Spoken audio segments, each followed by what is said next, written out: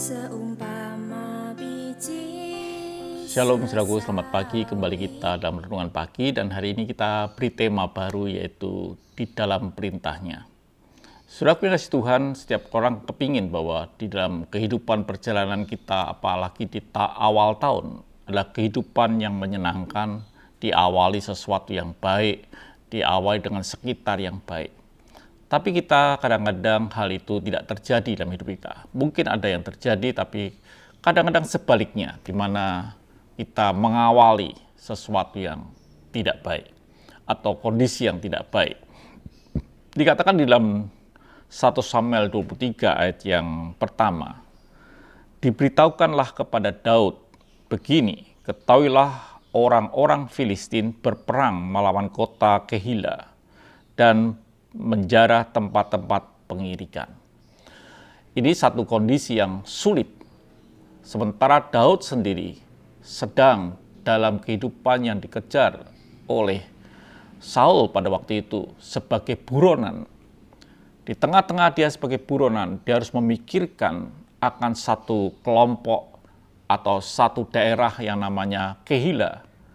Kehila adalah salah satu daerah di mana di Yehuda, dan sebetulnya di situ dia itu kota yang berkubu dan berpalang. Tetapi dikatakan dalam Alkitab bahwa kota yang berkubu dan berpalang itu sedang mengalami penjarahan oleh orang Filistin. Dan berita inilah didengar oleh Daud. Saudaraku yang kasih Tuhan, apa yang harus Daud kerjakan? Daud sendiri sedang dalam kondisi dikejar. Sementara dia melihat kondisi kelompok saudaranya mungkin sedang dalam kondisi yang terjepit dalam penjarahan, di dalam pengirikannya. Itu satu kondisi yang menyusahkan. Disinilah saudaraku yang kasih Tuhan, kita harus menentukan satu keputusan yang tepat, yang seharusnya kita harus lakukan. Memang perintah Tuhan itu tidak selalu nyaman dengan hidup kita. Perintah Tuhan tidak selalu nyaman dengan kondisi kita. Tetapi perintah Tuhan itu mempunyai yang disebut dengan kebenaran. Disinilah sebenarnya kita harus ngerti. Kita bukan mengutamakan yang disebut dengan kenyamanan, tapi kita mengutamakan dengan kebenaran. Dan disinilah kita mau belajar apa yang Daud lakukan.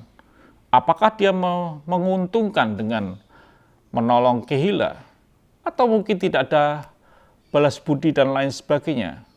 Tetapi Daud tetap ada di dalam jalur Tuhan. Itu yang kita pelajari.